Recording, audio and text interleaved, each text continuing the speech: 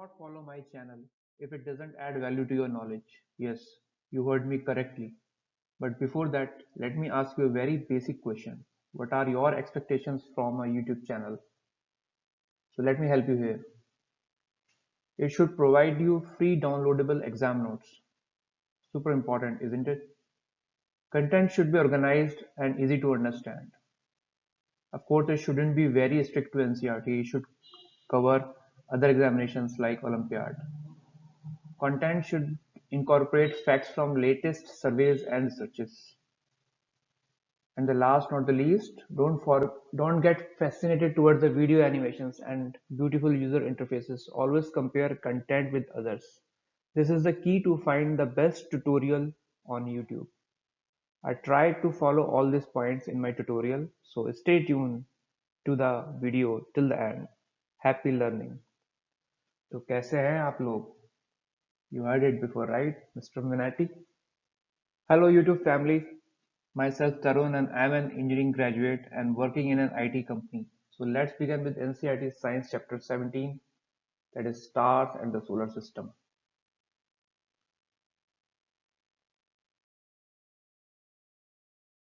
So what are celestial objects? So all those objects in the sky, the stars, planets, moon, and many other objects like comets, all these are called celestial objects. So these are two facts I mentioned here. Moon is the brightest object in the night sky. Alan Leo considered as the father of modern astrology. Although this is not mentioned in your book, but you should know, right? So why the father? Why is Alan Leo is called father? Because उसकी contribution इस astrology field में काफी ज्यादा है, तो इसीलिए जो जो उसने कंट्रीब्यूशन दी है that forms a base for other astrologers कि उसके आगे वो रिसर्च कर सकें. That's why is called father of modern astrology. But the question is what is astrology? Astrology is quite old, जिसको हम कहते हैं कि अगर प्लैनेट्स के सेलेस्टियल ऑब्जेक्ट्स के रिलेटिव मूवमेंट्स के बेस पे हम जो प्रिडिक्शन करते हैं, फोरकास्ट करते हैं in terms of human affairs like rainfall patterns, right, climate change, आपके जो भी आप फोरकास्ट करते हो that is all because of astrology.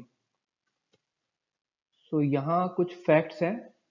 वैदिक astrology, that is the oldest form of astrology in the world. ये it is originated from India, right? And who was the father of Vedic astrology? Maharishi Bhrigu, right? Now I'm moving to the next topic, which is moon, right? Moon is also a celestial body, right? So, so what is full moon day? When the whole moon is visible, right? That is called the full moon day. So on the 15th day, the moon is not visible. So this phase is called the new moon day, when the moon is totally invisible, right? तो बिल्कुल जैसे ही उसको invisible हो जाता है, उसके next 1 2 3 days तक उसको न्यू मून डे कहते हैं, बिकॉज उसे क्रीसेंट मून कहते हैं, सॉरी, क्रीसेंट मून कहते हैं, जो कि बहुत स्मॉल सा पोर्शन होता है डिस्प्ले सिर्फ. तो अगर आप यहाँ देखोगे, this is called the crescent moon, right. यहाँ पर बहुत छोटा सा दिखता है, जैसे यहाँ पर आप देखोगे दूसरी इमेज, ये क्रीसेंट मून है. फर्स्ट 3 डेज तक इसे क्रीसेंट मून कहते हैं. उसके बाद इसे गिब्बस कहते हैं. उसके बाद फिर फुल मून डे. ठीक है. तो this different why we are giving different names to the single object moon, because उसकी मून की जो ब्राइटनेस है, उसकी जो शेप है, जो विजिबल है, वो डे के हिसाब से चेंज होती रहती है. सो शुरू के 15 डेज उसकी ब्राइट होती है, उसके बाद फिर वो डल हो जाती है. तो इसको पूरे फिनोमेना को कहते हैं phases of moon. The various shapes of the bright part of the moon seen during a month is called phases of moon. Okay. तो इसी डिफरेंट फेसेस पे डिफरेंट फेस्टिवल्स भी सेलिब्रेट होते हैं, राइट. तो दिवाली कब होती है? न्यू मून डे पे. New moon day when the moon is not visible. पूर्ण, या अमावस जिसे कहते हैं हम लोग, new moon day, right. Buddha Purnima, Guru Nanak birthday on the full moon day celebrate होते हैं, राइट. ऐसे ही एग्जांपल दे रखे हैं. ईद है जो कि क्रिसेंट मून के दिखने पे ही होती है, राइट. तो यहाँ पर आपने एक चीज नोटिस करी कि ये जो डेज है, सारे जो स्पेसिफिक डेज बता रखे हैं फेजेस ऑफ द मून के बेस पे, ये हमारी वैदिक एस्ट्रोलॉजी से सब इंस्पायर्ड है, सारे डेट्स ये. ऑल्दो हम आजकल मॉडर्न एस्ट्रोलॉजी की बात करते हैं, मगर आज भी हम लोग जो फैक्ट्स है वो पुराने वैदिक एस्ट्रोलॉजी से ही बेस पे आगे आगे बढ़ रहे हैं. Okay, so the time period between one full moon to the next full moon is slightly larger than 29 days, which is somewhere around 29.5 days. मगर हम इंग्लिश कैलेंडर में 30, 31 डेज, 29 डेज, इन फेब्रवरी 28 डेज ये लेके चलते हैं. मगर एग्जैक्ट जो हमारी वैदिक एस्ट्रोलॉजी थी वो हमारी फुल मून, दो फुल मून के बीच का टाइम पीरियड के हिसाब से मंथ निकाल हम लोग कैलकुलेट करते थे. तो दैट इज समवेयर अराउंड 29.5. और यही बात आर्यभट्ट ने भी कही थी. ये हम आगे देखेंगे.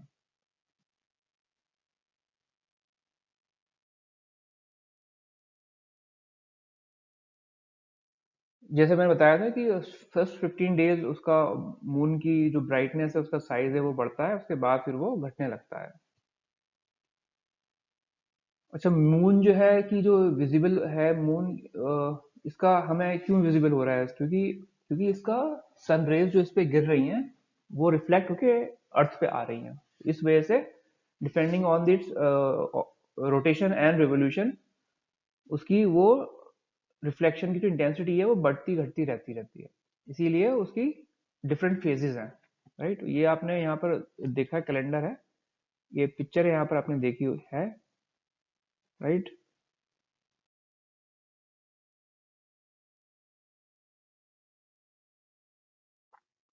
तो हम रोटेशन जो कहते हैं और रिवोल्यूशन कहते हैं. तो रोटेशन हर सेलिशियल बॉडी अपनी एक्सिस पे करती है.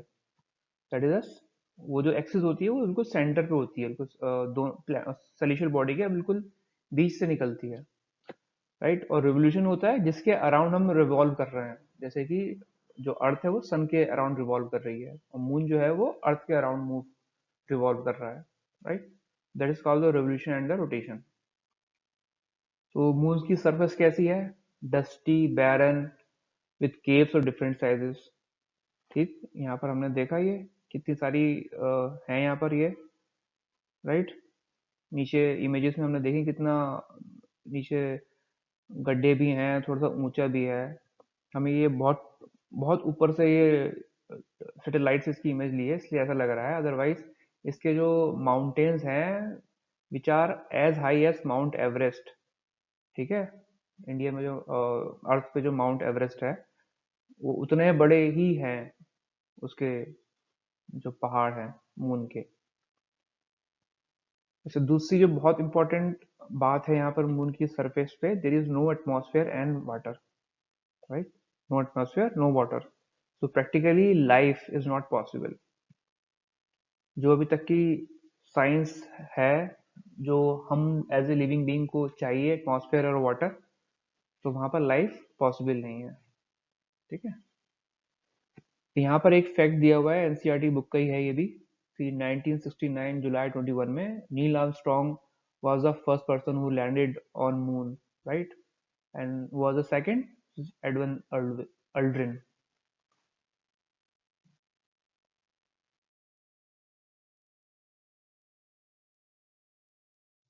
अच्छा, जितने भी प्लैनेट्स थे वो उनकी अपनी कोई भी लाइट एमिट नहीं करते हैं, राइट.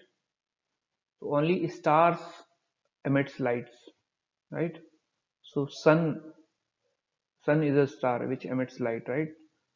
अच्छा, स्टार्स जो होते हैं, like sun is the closest star from the earth. बाकी सारे जो हैं कई गुना दूर हैं इन कंपैरिजन टू सन, इसलिए वो बहुत छोटे से और ट्विंकल करते हुए दिखते हैं। ऑल्दो सन जो है वो काफी दूर है, मगर जो बाकी के जो छोटे छोटे स्टार हमें रात को दिखते हैं वो उससे भी कई गुना दूर हैं अर्थ से। ठीक है, और तो अर्थ जो है जो वेस्ट टू ईस्ट घूमती है, इसीलिए सारी चीजें उसे, जैसे कि सन है और जो सेलेस्टियल ऑब्जेक्ट्स हैं, वो उसे ईस्ट टू वेस्ट मूव करते हुए दिखते हैं, क्योंकि हम लोग पृथ्वी जो है अपनी रोटेशन जो है वो वेस्ट टू ईस्ट कर रही है। ठीक है, तो हर चीज मतलब हर सेलेस्टियल बॉडी आपको it appears to be moving, but the pole star is the only star which is lying in the direction of earth axis. It doesn't appear to move, right? So this is one of the exception. दिन में हमारे stars दिखते नहीं है, क्योंकि सन की light इतनी bright होती है, तो रात को जैसे होता है सन की रेज नहीं होती हैं, तो हमें स्टार्स दिखते हैं। ठीक है, तो अब यहाँ पर उन्होंने ये कुछ फैक्ट्स दिए हुए हैं कि सन कितनी दूर है हमारे। 150 million kilometre away from the earth, right. So basically जब हम सेलेस्टियल ऑब्जेक्ट्स की बात करते हैं तो हम लाइट ईयर्स में काउंट करते हैं distance, right. So light year में काउंट करते हैं हम लार्ज डिस्टेंसेस, राइट। जैसे कि अल्फा सेंचुरी है, सो 4.3 लाइट ईयर्स मीन्स कि जो उसकी जो रेस अल्फा सेंचुरी भी स्टार है उसकी रेज निकलती हैं, तो उसकी रेस को अर्थ तक पहुंचने में 4.3 ईयर्स लग जाते हैं।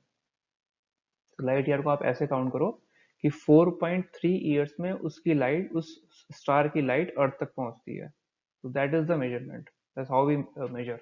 ओके, और यहाँ पर आपने इमेज देखी है पोल स्टार जो है अर्थ की बिल्कुल एक्सिस पे बिल्कुल आता है, इसीलिए ये अपीयर होता है हमें कि हमें एक ही जगह स्टेशनरी है, although this is also moving, all the celestial objects is are moving, right.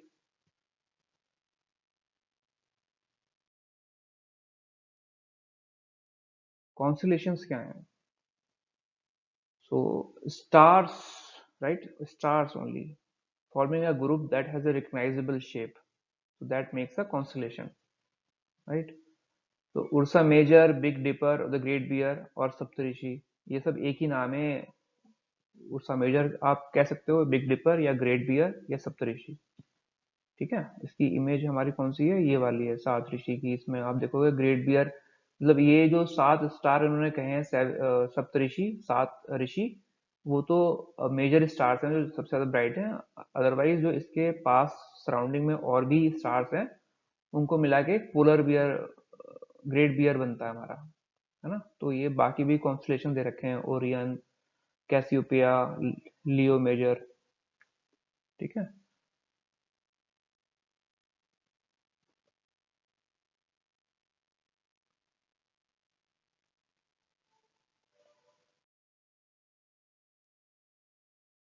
Ursa major, सप्तऋषि। ठीक है, इन सातों जो स्टार्स हैं इन सबके 7 ऋषियों के नाम पे दिए हुए हैं, जैसे यहाँ दे रखा हुआ है, राइट। और ये सप्तऋषि नाम जो है, ये हमारे इंडिया में पहले इसका नाम दिया गया था।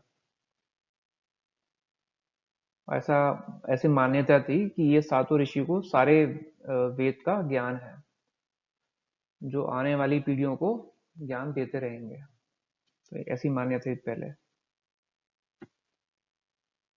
Cassiopeia is another permanent constellation in the northern sky. ठीक है, ये नॉर्दर्न स्काई में होता है, ये याद रखना, नॉर्दर्न स्काई।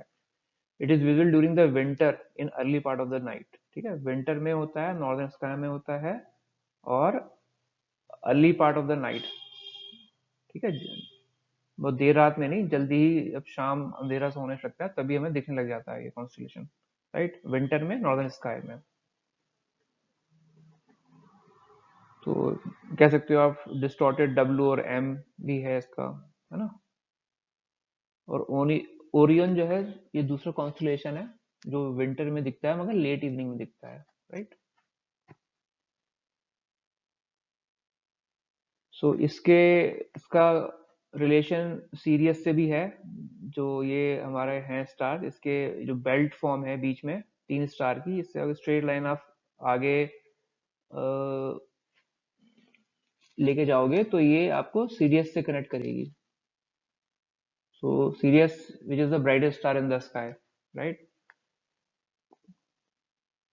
तो जो हम ये बेल्ट की स्ट्रेट लाइन कहते हैं ईस्ट की तरफ लेके जाते हैं, तो ये हमारे कनेक्ट करती है सीरियस से। Okay,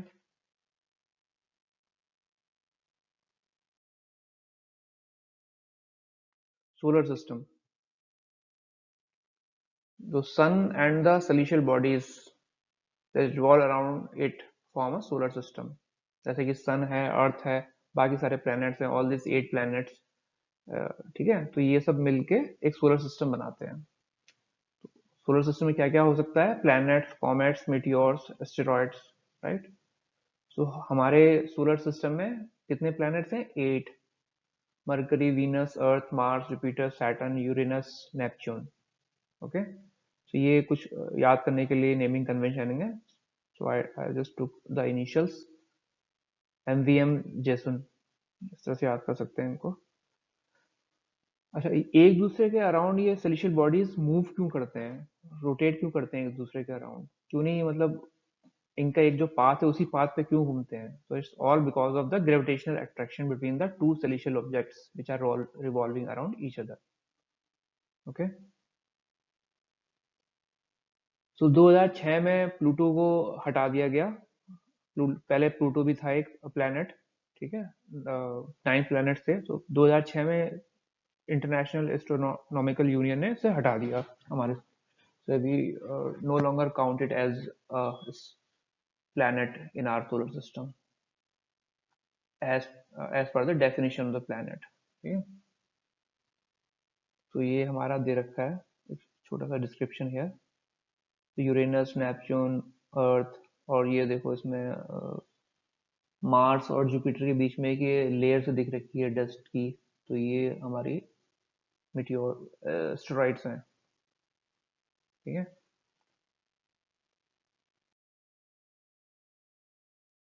sun is the nearest star from us, yes. So all the energy, so sun is the main source of energy on earth and other planets। और वो एनर्जी आती कहाँ से है?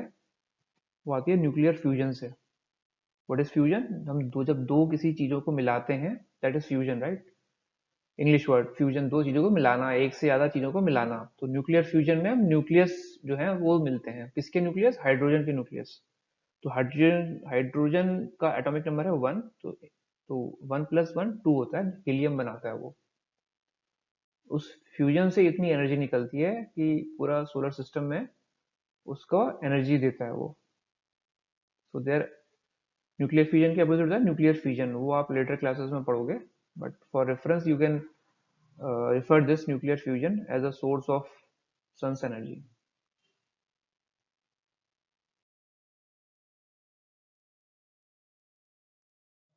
प्लैनेट्स, जैसे मैंने बताया था कि प्लैनेट्स की अपनी लाइट नहीं होती है, सिर्फ स्टार्स की होती है अपनी। ठीक है, तो प्लैनेट्स जब ब्राइट रात को जब हमें दिखते हैं तो वो बेसिकली सन की लाइट को रिफ्लेक्ट कर रहे होते हैं। स्टार्स जो बहुत दूरी पे होते हैं वो ट्विंकल करते हैं, और प्लैनेट्स नहीं करते हैं ट्विंकल। ठीक है, और जो भी प्लैनेट्स हैं वो सन के अराउंड या किसी स्टार के अराउंड जो भी चीज घूम रही होती है, उसे उस पाथ पे, जो स्पेसिफिक पाथ पे वो रिवॉल्व करती है, दैट इज कॉल्ड ऑर्बिट। और जितना टाइम उस ऑर्बिट पे लेती है, कोई भी सेलेस्टियल बॉडी लेती है एक कंप्लीट साइकिल करने के लिए, कंप्लीट राउंड लेने के लिए, that is called the period of revolution. Okay, तो जितना जितना डिस्टेंस बढ़ेगा उतना उसका रेवोल्यूशन का टाइम भी बढ़ेगा। जैसे कि मरकरी सबसे पास में है तो वो सबसे जल्दी उसका रेवोल्यूशन कंप्लीट होगा, और जो सबसे दूर है यूरेनस, सॉरी नेपच्यून, वो सबसे ज्यादा लेगा टाइम। आई थिंक वो ईयर्स में लेता है कुछ, वो भी देखेंगे हम लोग। सो ये तो हमारा जो ऑर्बिट होती है वो रिवोल्यूशन की होती है, हर कोई प्लैनेट अपनी अपनी रोटेशन अपनी एक्सिस पे भी रोटेट कर रहा होता है। तो this is the period of rotation. तो एक कितने टाइम में वो एक पूरा रोटेट कर लेता है अपनी एक्सिस पे, that is called period of rotation. ठीक है। तो कोई भी सेलेशियल बॉडी अगर दूसरी सेलेशियल बॉडी के अराउंड घूम रही है तो that is a satellite. So earth is a satellite for sun, and moon is a satellite for earth. So these are natural satellites, right? So man made satellites भी होती हैं, artificial satellites, जैसे इनसेट वगैरह जो इंडिया ने launch करी थी अपनी, तो वो सब आर्टिफिशियल सैटेलाइट्स हैं। अच्छा, यहाँ कुछ फैक्ट्स दे रखे हैं एनसीईआरटी के ही। सो ऋग्वेदा में सारे एस्ट्रोनॉमी पूरी लिखी हुई है, विच इज 4000 years ओल्ड। तो आर्यभट्ट मैंने आपको बताया था, Aryabhata is quite famous in आर्य in astronomy.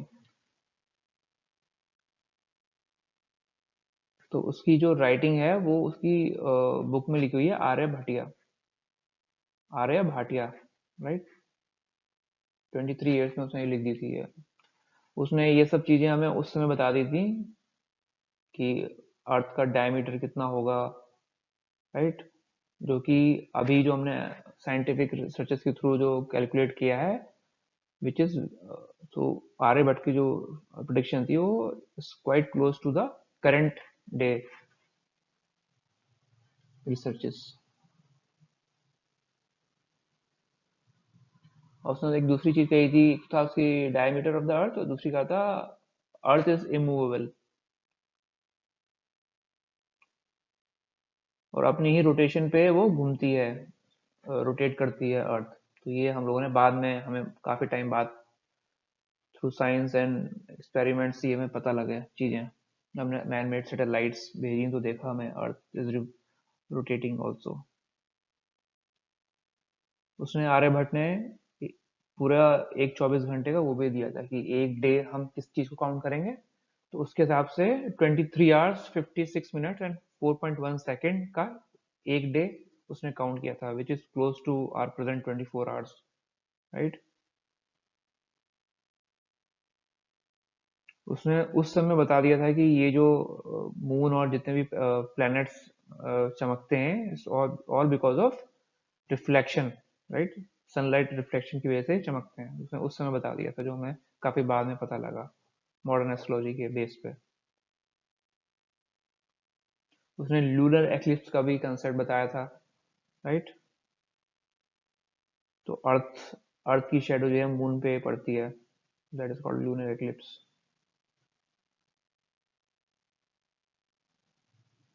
When the shadow of the moon falls on the earth, it causes solar eclipse.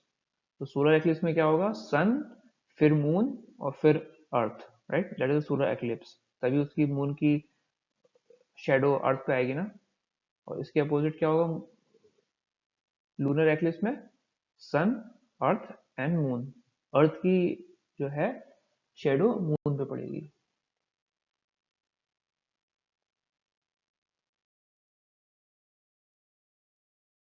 तो स्टार्ट करते हैं पहले प्लेनेट से, दैट इज मरकरी। उसे हिंदी में हम लोग कहते हैं बुध, जो सन के सबसे करीब है और वो सबसे स्मॉल भी है, smallest planet on our solar system, right. Sunrise से पहले थोड़ा सा अगर दिखता है, अगर हम कोशिश करें तो हमें दिखता है, या सनसेट के जस्ट बाद हमें दिखता है। अपनी उसकी कोई सैटेलाइट नहीं है, ठीक है। वीनस को हम शुक्र भी कहते हैं, which is nearest to the earth, right. Nearest neighbour is Venus, often called a morning और इवनिंग स्टार। तो इसका कलर हल्का सा येलोइश होगा, और बुध का कैसा होगा, हल्का सा ग्रेइश होगा। सो वीनस की भी अपनी कोई सैटेलाइट्स नहीं है। The brightest planet in the night sky, ठीक है, ब्राइटेस्ट प्लेनेट है ये in the night sky. Rotates east to west. तो ये याद रखने वाली बात है, ये करता है ज्यादातर जो सेलेशियल ऑब्जेक्ट्स हैं वो वेस्ट टू ईस्ट मूव कर रहे हैं। इवन सन भी जो है वेस्ट टू ईस्ट रोटेट करता है, मगर ये जो है वीनस ये ईस्ट टू वेस्ट मूव करता है, रोटेट करता है। अर्थ, पृथ्वी। so far this is the only planet where life exists, right? तो अभी तक की जितनी भी रिसर्चेस हैं उनके हिसाब से अर्थ पे ही लाइफ एग्जिस्ट करती है, because of the temperature range, presence of water and blanket of ozone, right? जो अल्ट्रावायलेट को रोक देती है, दैट इज ओजोन लेयर। अर्थ की अपनी एक मैन मेड, अपनी एक नेचुरल सैटेलाइट है, दैट इज मून। ठीक है, हमने बात करी थी इस पे। और अर्थ जो है ऊपर से, अगर आप बाहर सैटेलाइट से या किसी, अगर आप किसी उस पे हैं, रॉकेट पे या सैटेलाइट पे हैं, तो बाहर ऊपर से देखने पे हमें ब्लू ग्रीन दिखती है अर्थ, जैसे कि यहाँ इमेज दे रखी है, राइट? ऐसा क्यों होता है? क्योंकि reflection of the light from water and land masses. जो सन की लाइट है वो इन चीजों से रिफ्लेक्ट होती है, किससे? वाटर और लैंड मास से। उसी का कलर फिर वो दिखाती है, ग्रीन और blue. So Earth moves anticlockwise west to east, right, in the eastward direction, and in other words. So जो एक्सिस है अर्थ की रोटेट करने की, इज नॉट परपेंडिकुलर। तो उसी वजह से जो सीजन आते हैं ये उसी एक्सिस की के जो एंगल बनता है, अभी हम आगे देखेंगे, उसकी वजह से ही ये सीजन चेंज होते हैं हमारे। यहाँ देखो इसकी जो ये है, नेचुरल परपेंडिकुलर बिल्कुल नहीं है, कुछ ही टिल्टेड है, तो just tilt is around 23.4 degrees, right? तो ये इसकी डिटेलिंग है सारी।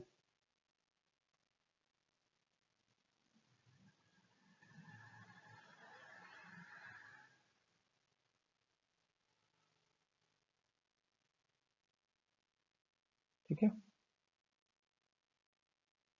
ये आपको अच्छे से याद करना है बच्चों।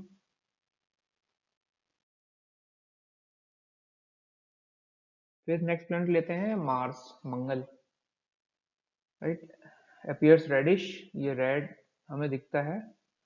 सो रेड कलर, जैसे बताया, हर सेलेस्टियल बॉडी का जो कलर है वो सनराइज की रिफ्लेक्शन से की वजह से है, और रिफ्लेक्शन किस चीज से हो रही है उससे डिपेंड करता है।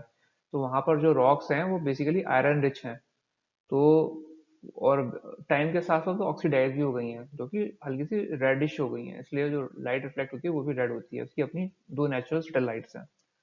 तो इसरो ने फर्स्ट मार्स और मंगलयान जो हमें भेजा था, विच इज इन 2013 नवंबर 5। ये एनसीईआरटी में अभी रिसेंटली अपडेट हुआ है, सो ये आप याद कर लें, right? Successfully place into the orbit of Mars on September 24, 2014, right? 2013 में भेजा गया था, 2014 में उसकी ऑर्बिट पे ये प्लेस हो गया है। ठीक है, और इंडिया ऐसी पहली कंट्री ने फर्स्ट अटेम्प्ट में ही ऐसा कर लिया, right? So great kudos to Indian space team, ISRO. Jupiter, Brihaspati, so it's the largest planet on our solar system. Size is approximately 1300 times of Earth. Mass is approximately 318 times of Earth. So you can imagine how big it is. It rotates very quickly on its axis, right?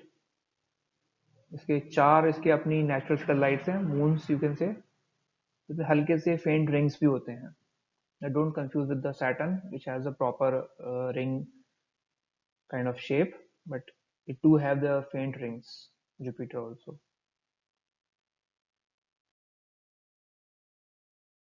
Saturn, ठीक है, शनि जिसे कि हम कहते हैं।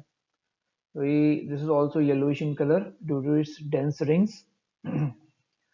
इसकी अपनी बहुत सैटेलाइट्स होती हैं, नेचुरल सैटेलाइट्स, राइट? इसकी डेंसिटी बहुत कम है, साइज बहुत बड़ा हो गया मगर इसकी डेंसिटी बहुत कम है। इनफैक्ट अगर आप देखो, इसमें एक फैक्ट भी दे रखा है कि इस density is less than water. तो इसकी वाटर की डेंसिटी कम है, तो अगर पानी के ऊपर रखा जाए, इमेजिन करो कि ऐसी कोई बॉडी है जिसका डेंसिटी पानी से कम है, उसको तो पानी के ऊपर तैरेगी वो, right? It is the flattest planet, it is not circular, it is little bit flat, right? अच्छा, ये सन के अराउंड जो इसकी रिवोल्यूशन है, it takes around 29.4 earth years. जितना अर्थ टाइम लेती है उससे 29.4 टाइम्स लेता है ये ईयर्स ज्यादा। तो it is the most distant planet that can be seen with naked eye, जिसे आप बिना टेलीस्कोप के देख सकते हो। बाकी जितने भी इसके बाद के जो प्लैनेट्स हैं वो आप बिना टेलीस्कोप के नहीं देख सकते। तो बात कौन से आते हैं, Uranus and Neptune, right. These are the outer most planets of our solar system. Outer most, ये याद रखना। Inner planets and outer planets अभी हम देखते हैं। तो वीनस की तरह it also rotates, it rotate east to west. तो वीनस, एक मैंने कहा था कि वो ईस्ट टू वेस्ट रोटेट करता है, और वीन ये भी करते हैं, यूरेनस और नेपच्यून भी ईस्ट टू वेस्ट करते हैं। तो यूरेनस की जो एक्सिस है वो काफी टिल्टेड है। सो लाइक इंडिया की कितनी थी, अर्थ की कितनी थी, 23.4 समथिंग, राइट। सो ये उससे भी ज्यादा उसकी टिल्टेड है। सो जो ये चार प्लेनेट हैं out of 8, Mercury, Venus, earth and Mars, these are called the, which is nearer to the sun are called inner planets, while the other 4 planets are called outer planets। ठीक है, ये याद रखना। तो आउटर प्लैनेट्स की satellite ज्यादा क्यों होती हैं और इनर इनर प्लैनेट्स की कम क्यों होती हैं, because they are inner to the planet sun which has very high gravitational force, right। इसलिए वो नहीं हो पाते हैं। So all 8 planets revolving around sun in a direction of sun rotation, right। सन भी रोटेट करता है anti clockwise, right.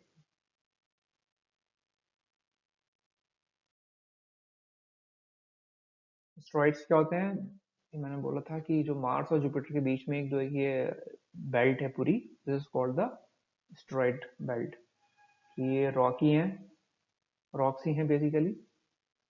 Large number of these ranging enormously in size, काफी बड़ी साइज में भी होती हैं, मार्स और जुपिटर के बीच में होती हैं, राइट। कॉमेट्स क्या होते हैं, comet is an IC small solar system body, right. ये मैंने कुछ यहाँ पर इमेजेस दे रखी हैं, मेटेओराइट, एस्ट्रॉइड, मेटेओराइट, राइट।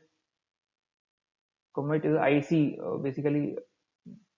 एक पीछे ये कॉमेट की आपने इमेज देखी, यहाँ पर ये वाइट सी पीछे टेल सी निकल रही है, that is comet. When passing close to the sun, it warms and begins to release gases. So जो white ये tail निकल रही है, this is all gases, right? और this is called the outgassing। ठीक है, ये एनसीईआरटी का टर्म है, याद कर लेना ये। So Halley's comet appears after every 76 years, right? So this is one comet, तो 76 years में एक बार आता है, दिखता है अर्थ से। तो last seen in 1986।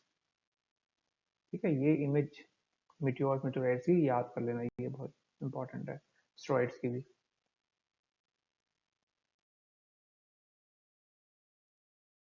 Meteors and meteorites, right. हमने अभी वो इमेज देखी थी पीछे, तो उससे आप याद कर सकते हो। शूटिंग स्टार्स भी कहते हैं मीटियोर्स को, और इनकी बहुत हाई स्पीड होती है, राइट। बहुत कुछ सेकंड्स के लिए ही दिखती है ये, और एक ब्राइट स्ट्रीक से दिखती है इनकी लाइट, टेल जैसी।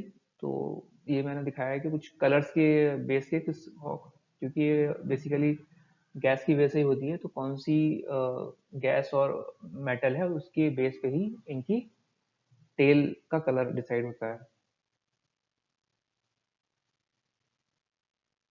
Right.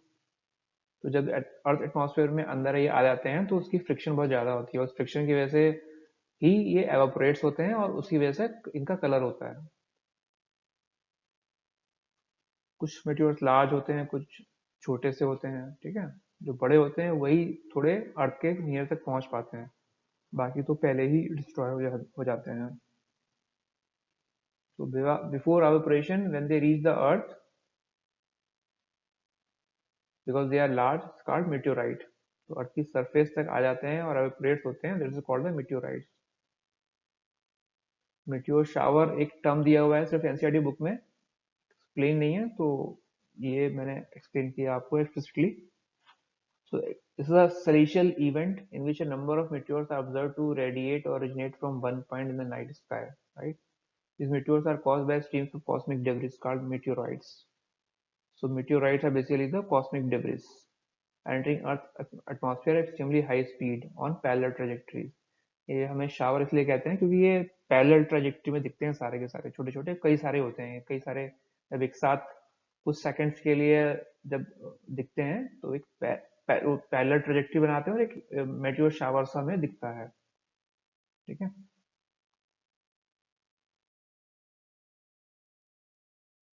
Artificial satellite, so moon is a natural satellite and